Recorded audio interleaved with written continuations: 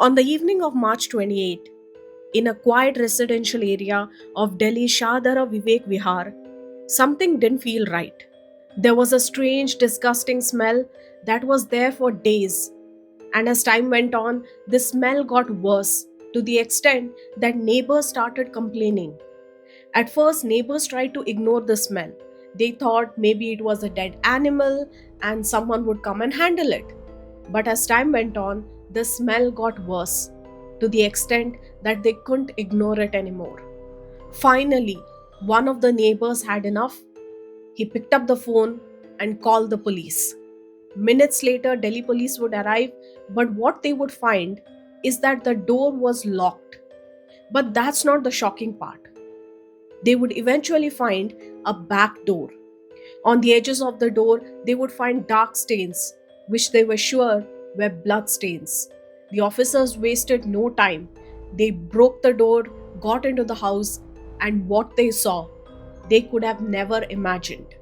As they started searching in the house, they saw a large wooden bed, and the smell seemed to be coming from there. One officer hesitantly opened up the bed, and that is where he saw a box. Although it was tightly wrapped in a blanket, they could see the outline of what could be inside that bag, and they were sure that that was a dead body. The officers exchanged glances, and finally, one of them decided to open the bag. Their worst fears came true, and inside the bag was a decomposing body, and that belonged to a lady. But who was the victim? Why was the victim put there? Who locked the door? And whom did the house belong to? The victim was a 35-year-old woman named Anjali. She lived in this very same apartment with her husband Ashish.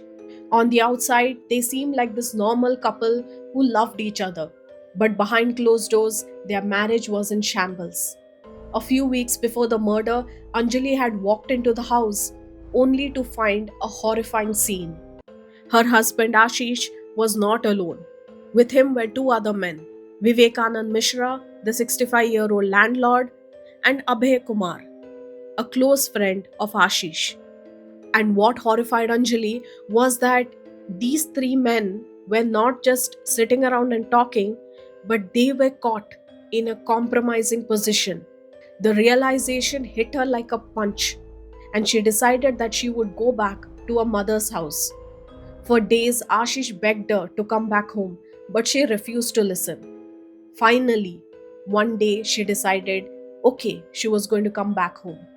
And that is where Ashish's plan starts. On March 21st, Anjali made the decision to come back home, and 2 days later, she would be found dead. Ashish and his two partners had murdered Anjali, put her body in a bag, wrapped it with a blanket, and then put it inside the bed box. They then locked the apartment and escaped. They thought that if they just ran away, then no one would find out the truth.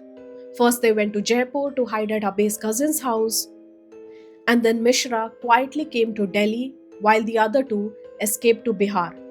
They had planned everything: how they would commit the murder, how would they hide the body, how would they lock the house, where would they escape, how long they would stay, everything.